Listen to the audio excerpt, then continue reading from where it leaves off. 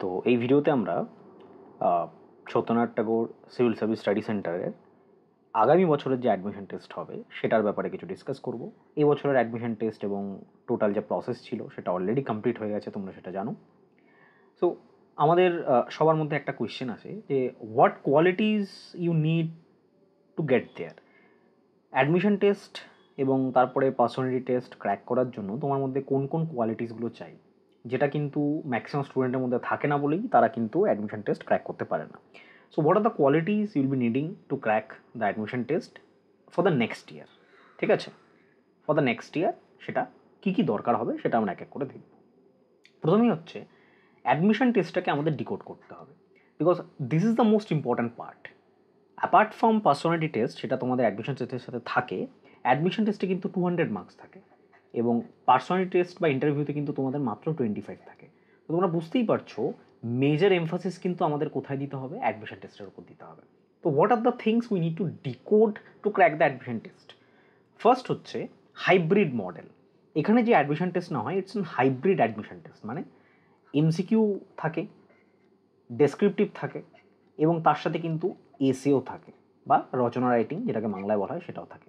Question paper কিন্তু পুরোপুরি ইংলিশে করা হয় এবং কোশ্চেনের অ্যান্সারও কিন্তু তোমাদের ইংলিশে দিতে হবে। ঠিক আছে, এমসিকিউতে প্রত্যেকবারের প্যাটার্ন অনুযায়ী 70 মার্কস থাকে, ডেসক্রিপটিভ কিছু কোয়েশ্চেন থাকে যেখানে 80 থাকে, আর এসেতে হচ্ছে 50 থাকে। এই টোটাল 200 মার্কসের তোমাদের পেপার কিন্তু এখানে নেওয়া হয়। ইটস এন হাইব্রিড মডেলের অ্যাডমিশন টেস্ট, মানে যেখানে এমসিকিউ, ডেসক্রিপটিভ, এসে রাইটিং, আরও বেশি ডেসক্রিপটিভ, সব কিছু কিন্তু মিলিয়ে মিশিয়ে থাকে। ঠিক আছে, next, more emphasis on current issue.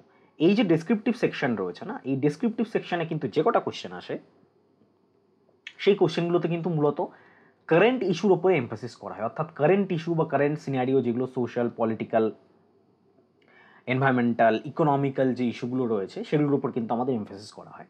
ঠিক আছে, যেটা কিন্তু তোমাদের ভালো করে পড়তে হবে ফর দ্য পাস্ট মিনিমাম 2 ইয়ার্সের বিফোর দ্য অ্যাডমিশন টেস্ট।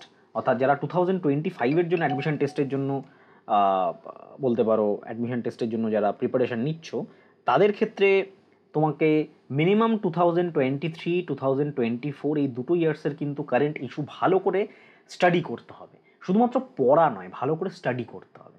ঠিক আছে, স্টাডি আর পড়ার মধ্যে কিন্তু, রিডের মধ্যে কিন্তু ডিফারেন্স রয়েছে।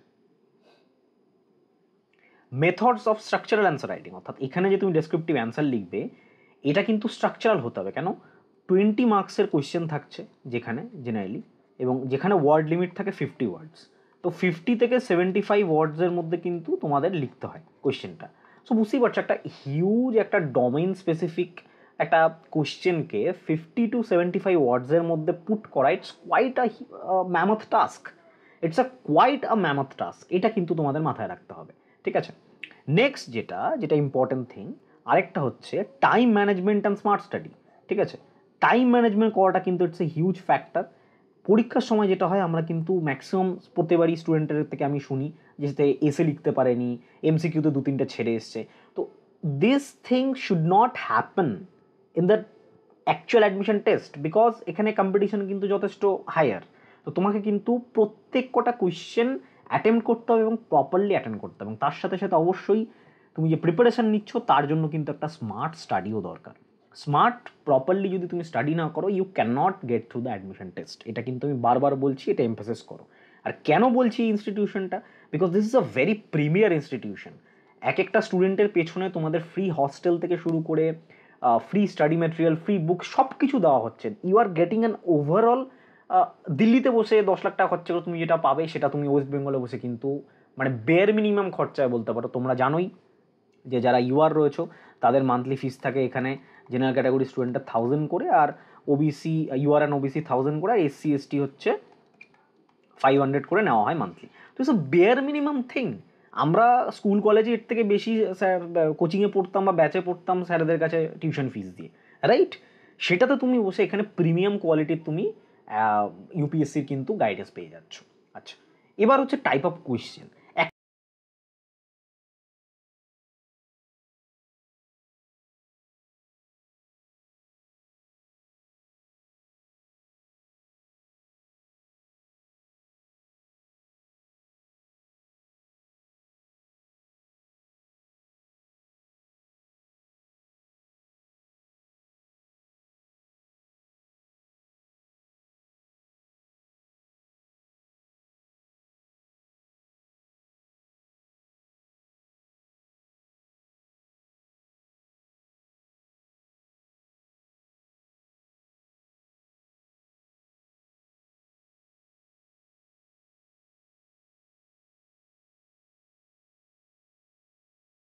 একটা কোয়েশ্চেন দিলে বুঝতে পারবে। 2024 যে অ্যাডমিশন টেস্ট হয়েছে সেটারই একটা কোয়েশ্চেন দিয়ে আমি তোমাদের বোঝাচ্ছি জিনিসটা, তাহলে আর ভালো করে বুঝবে। See they have asked a question, this are 20 marks question, এটা ডেসক্রিপটিভ কোয়েশ্চেন, যেটার কিন্তু তোমাদের 50 থেকে 75 ওয়ার্ডসের মধ্যে অ্যান্সার রাইটিং করতে হবে। জাস্ট কোয়েশ্চেনের তুমি এটা দেখো, ফার্স্ট কোয়েশ্চেন এটা ছিল, 3 generation 3 ideologies, grandparents Gandhian, parents crypto Marxism, and we the generation witnessing the wealth differences in Jamnagar. So what does this all word means? 3 generation means হচ্ছে এটা কিন্তু জামনগর, এখানে কিন্তু যে আম্বানি ফ্যামিলি রয়েছে তাদেরকে নিয়ে, তাদের সাথে কিন্তু আমাদের ওভারঅল যে ইন্ডিয়ান ইকোনমির যে ব্যালেন্স সেটাকে কিন্তু কম্পেয়ার করা হয়েছে। অর্থাৎ তাদের যে গ্র্যান্ড প্যারেন্টস ছিল তাদের গান্ধিয়ান আইডিওলজি তারা ফলো করতেন, তাদের প্যারেন্টসরা ক্রিপ্টো মার্কসিজম, মানে বলতে পারো ক্রিপ্টো কারেন্সি মার্কসিজম, এই জিনিসগুলো ধীরে ধীরে উঠছিল, এই জায়গাটাকে তারা ফলো করতেন। অ্যান্ড আমরা মানে current generation right now we are facing the wealth differences, অর্থাৎ আম্বানিদের ওয়েলথ যতটা বাড়ছে ইন্ডিয়ার অ্যাভারেজ মানুষের ওয়েলথ কিন্তু তত হারে বাড়ছে না। এদের ওয়েলথ যদি ইয়ারলি 20% হারে বাড়ে, ইন্ডিয়ান অ্যাভারেজ কিন্তু 2 to 5% হারে বাড়ছে। তো this is the wealth differences, তাদের ওয়েলথ কিন্তু এক্সপোনেনশিয়ালি বেড়ে চলেছে। এবং তাদের কাছে কিন্তু বলতে পারো এই যে একটা কথা আছে না যে 1% of the population holds almost 80% of the wealth in the world, এটা কিন্তু এদের ক্ষেত্রেও সত্যি। তো এই টোটাল জিনিসটাকে তোমাকে ডিসক্রাইব করে এখানে কিন্তু বলতে বলা হয়েছে ওভারঅল কোয়েশ্চেনের মধ্যে, এবং তাও 50 to 75 marks. So you can imagine the pressure বা workload you will be having in the actual examination.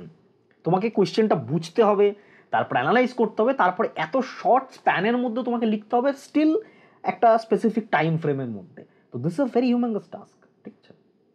Admission test একটা আমরা জানি it's a test, after all আমাদের একটা টেস্ট না হচ্ছে যে we are eligible or not, but still এখানে অ্যাডমিশন টেস্টে দেওয়ার জন্য তোমাকে কিন্তু স্পেসিফিক কিছু জিনিস পড়তে হবে। তো কী কীভাবে পড়বে, কী কীভাবে না পড়বে, তার জন্য চ্যানেলটাকে ফলো করবে এবং চ্যানেলের সাথে যুক্ত থাকবে। আরও এই রিলেটেড কিন্তু অনেক ভিডিওস তোমরা পাবে। Thank you.